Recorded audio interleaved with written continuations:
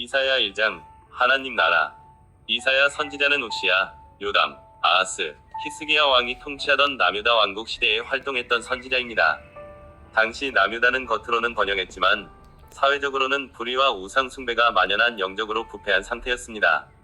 그리고 아수르와 같은 강대국의 위협에도 직면해 있었습니다. 이사야 선지자는 이러한 상황에서 유다 백성에게 회개를 촉구하고 심판을 경고합니다. 회개하면 구원을 얻을 것이라는 소망의 메시지를 전하였습니다. 이사야 1장 1에서 9절 내용을 살펴보도록 하겠습니다. 하나님 백성의 죄악과 그에 따른 심판, 그리고 그럼에도 불구하고 남겨진 소망을 보여줍니다. 이 본문은 하나님의 백성인 유다가 하나님을 배신하고 우상을 섬기며 불의와 압제에 빠진 모습을 고발합니다. 1. 하나님의 주권과 백성의 반역.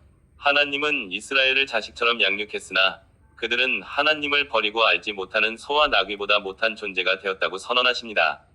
이는 하나님께서 만물의 창조주이자 주권자이심에도 불구하고 그분의 백성이 스스로 그 주권에서 이탈하여 죄의 길을 택했음을 보여줍니다. 하나님 나라는 통치하시는 왕이 계시지만 그 통치를 거부하는 백성이 존재한다는 현실을 드러냅니다. 2. 죄의 결과와 심판. 죄의 결과는 심각한 영적, 육적 질병으로 묘사됩니다. 온몸이 병들고 성한 곳이 없는 것처럼 유다 나라는 황폐해지고 이방인에게 짓밟히는 고통을 겪게 됩니다. 이는 하나님 나라의 질서를 거부하고 죄를 선택한 결과가 결국 파멸이라는 것을 경고합니다. 죄는 개인의 영혼뿐 아니라 공동체 전체를 황폐하게 만듭니다. 3. 하나님의 긍휼과 남은 자의 소망. 하지만 절망적인 상황 속에서도 하나님은 완전히 멸하지 않으시고 남은 자를 두셨다고 말씀하십니다. 만약 남은 자가 없었다면 유다는 소돔과 고모라처럼 완전히 멸망했을 것입니다. 이는 하나님의 심판 중에도 여전히 긍휼과 은혜가 존재하며 남은 자들을 통해 하나님 나라의 회복을 이루어 가시겠다는 약속입니다. 이 남은 자 사상은 예수 그리스도와 그의 교회를 통해 완성될 하나님 나라의 소망을 예표합니다. 이 본문은 하나님 나라 백성이 누릴 복과 동시에 그 백성이 하나님의 통치에서 벗어날 때 겪는 비극적인 결과를 보여줍니다. 하지만 동시에 하나님의 긍휼로 인해 남겨진 소수의 믿는 자들을 통해 하나님 나라가 지속될 것임을 암시하며 진정한 회개와 하나님의 주권을 인정하는 삶으로 돌아오라고 촉구하는 교훈을 담고 있습니다. 이사야 1장 10에서 20절의 내용입니다. 하나님 나라 관점에서 볼 때 진정한 예배와 순종에 대한 중요한 교훈을 담고 있습니다. 1. 겉모습만이 아닌 진실한 마음. 하나님은 겉으로 드러나는 제사나 형식적인 종교 행위 자체를 원하시는 것이 아닙니다.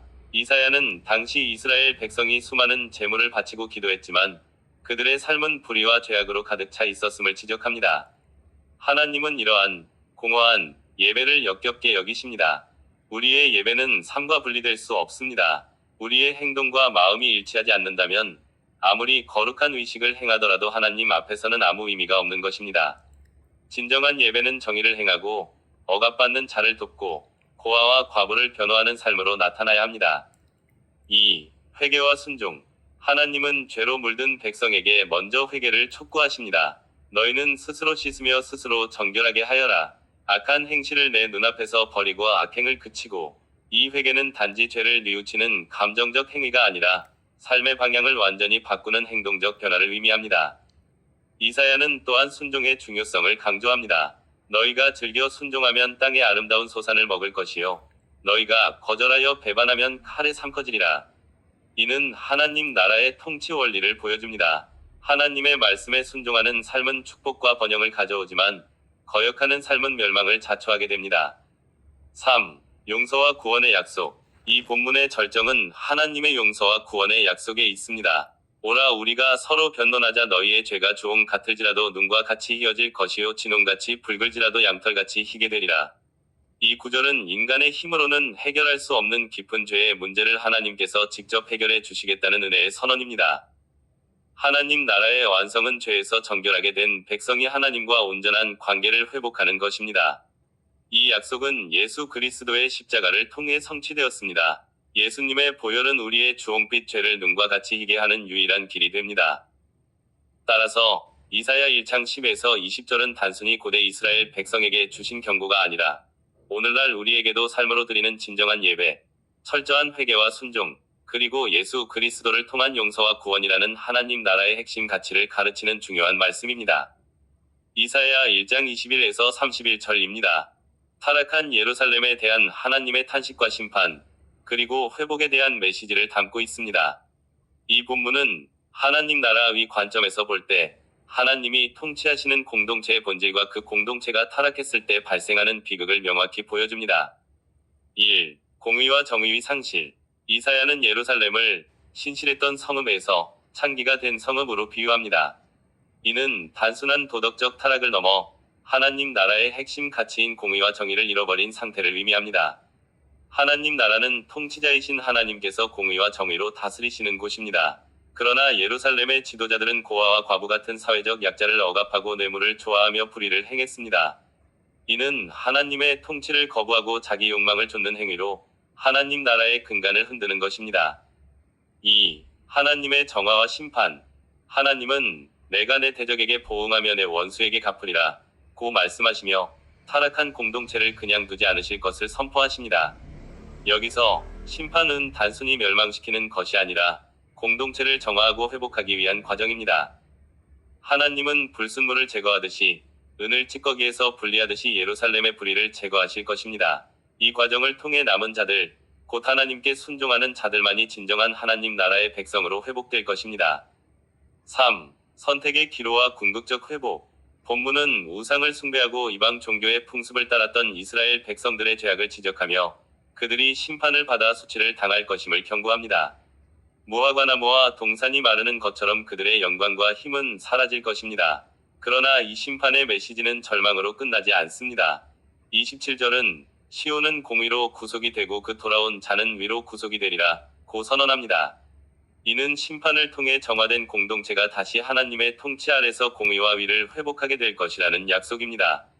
궁극적으로 하나님 나라는 타락한 인간의 노력으로 세워지는 것이 아니라 하나님의 주권적인 심판과 은혜를 통해 완성될 것임을 보여줍니다. 이 본문은 오늘날 우리에게도 중요한 교훈을 줍니다. 교회 공동체나 성도 개인은 하나님 나라의 가치인 공의와 정의를 실천해야 합니다. 만약 이를 잃어버린다면 하나님의 정화와 심판을 피할 수 없음을 기억해야 합니다. 또한 진정한 회복은 회개와 하나님의 주권적인 역사에 있음을 믿고 소망해야 합니다. 이사야 1장은 하나님께서 이스라엘 백성의 죄악을 신랄하게 꾸짖으시는 말씀입니다. 겉으로는 화려한 제사와 절기를 지키지만 속으로는 우상 숭배와 불의를 행하는 그들의 위선을 지적하십니다. 하나님께서는 형식적인 예배보다 정의와 사랑을 실천하는 삶을 원하십니다. 이사야 1장의 교훈을 통해 성도들이 반성하고 회개해야 할 점은 다음과 같습니다. 1. 진정성 없는 예배와 신앙생활.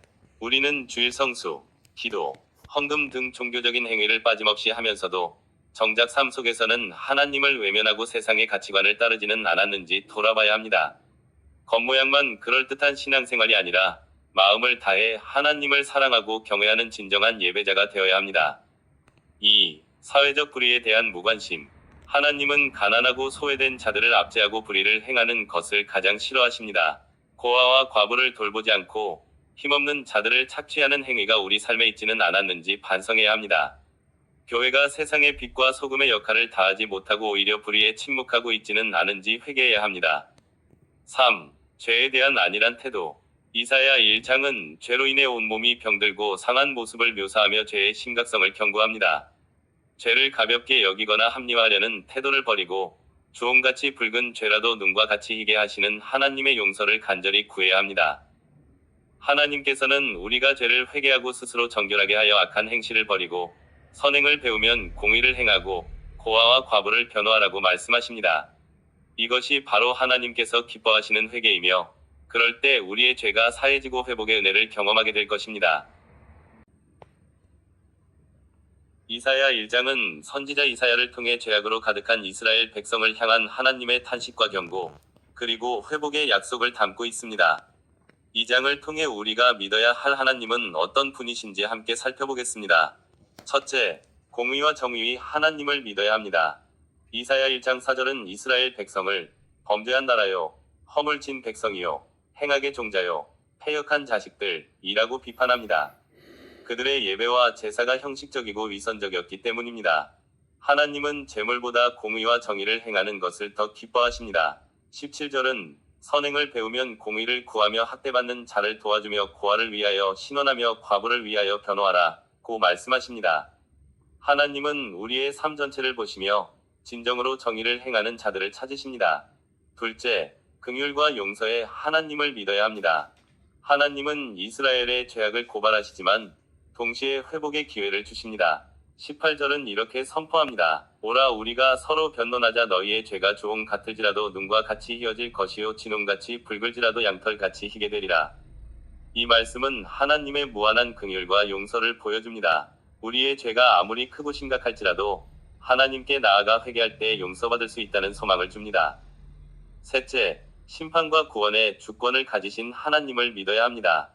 하나님은 죄악을 심판하시는 분이지만 또한 구원하시는 분입니다. 이사야 1장 20절은 너희가 만일 거절하여 배반하면 칼에 삼커지리라 고 경고하며 심판의 필연성을 보여줍니다. 하지만 25절에서는 내가 또 내 손을 내게 돌려 내 찢기를 제물로 씻듯이 녹여버리며 내 혼잣물을 다 제하여 버리고 라고 말씀하시며 죄악을 정결하게 하시고 백성을 회복시키시겠다는 의지를 밝히십니다. 하나님은 심판을 통해 순결하게 하시고 궁극적으로 구원을 이루시는 분임을 믿어야 합니다. 이사야 1장을 통해 우리는 공의와 정의, 긍휼과 용서, 그리고 심판과 구원의 주권을 가지신 하나님을 믿어야 합니다. 우리는 형식적인 신앙에서 벗어나 삶 속에서 정의를 행하고 우리의 죄를 진심으로 회개하며 하나님의 용서를 구해야 합니다. 그럴 때 우리는 하나님의 은혜 안에서 진정한 회복과 구원을 경험하게 될 것입니다.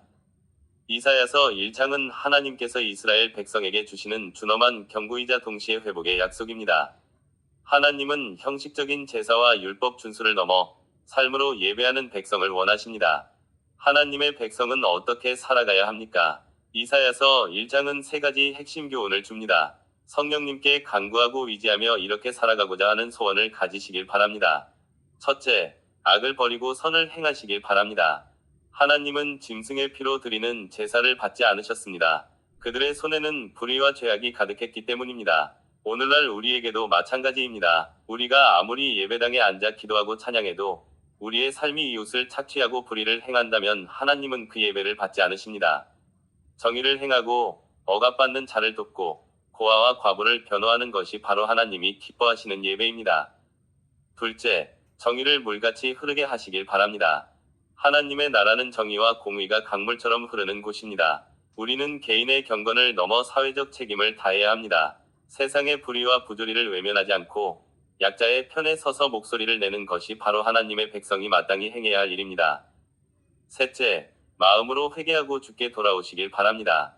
이사야 1장 18절은 오라 우리가 서로 변론하자. 너희 죄가 조홍 같을지라도 눈과 같이 희어질 것이요 진홍같이 붉을지라도 양털같이 희게 되리라 고 말씀하십니다. 하나님은 우리의 죄를 용서하시고 깨끗하게 하실 능력이 있으십니다.